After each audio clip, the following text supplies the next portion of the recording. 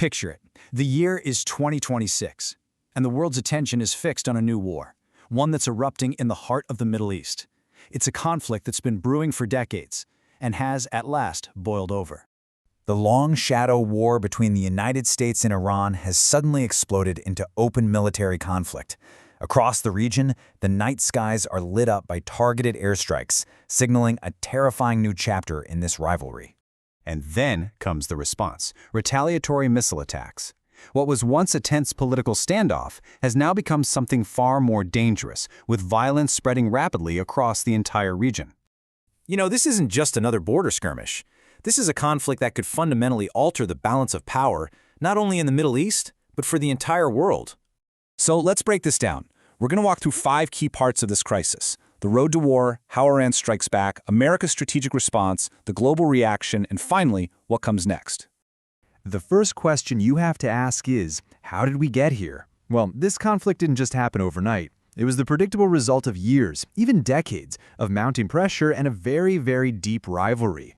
You can see the long fuse right here. For years, there was constant tension over Iran's nuclear program and its growing influence across the Middle East. On top of that, the U.S. had imposed crippling economic sanctions on Tehran. But the real trigger, the moment this whole thing turned hot, was in February 2026, when the U.S. and its allies launched those first targeted airstrikes. Now, the strategic thinking from the American side was pretty clear. This wasn't meant to be an invasion. The goal was to surgically weaken Iran's military capabilities and, just as importantly, to send a very decisive message. But here's the thing about sending a message in a conflict like this. It might not be received the way you intended. And Iran, they didn't back down. In fact, they responded swiftly, directly, and in a way that dramatically widened the war. Iran's retaliation was textbook asymmetric warfare. They fired missiles at American military bases, they unleashed sophisticated drones against the facilities of U.S. allies, and they made direct threats to other key installations throughout the Gulf. Their message back was just as clear: you hit us, and we will hit you back anywhere we choose. And this is where the conflict starts to affect everyone. Iran's response immediately put the Strait of Hormuz in the crosshairs. This narrow waterway, you have to understand, is the artery for about a third of the world's oil. Suddenly it becomes the single most critical flashpoint of the entire conflict.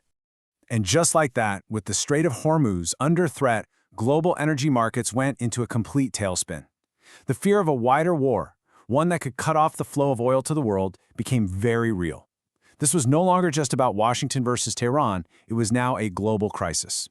So with the situation escalating so fast, how did the United States respond? Well, it kicked off a very complex strategy, essentially moving on 2 tracks at the exact same time. You can see that dual approach right here. On one hand, you have this massive military show of force.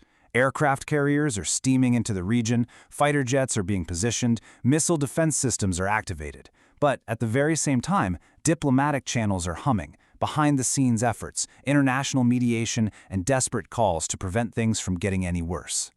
The official line from Washington was direct. It was all about deterrence.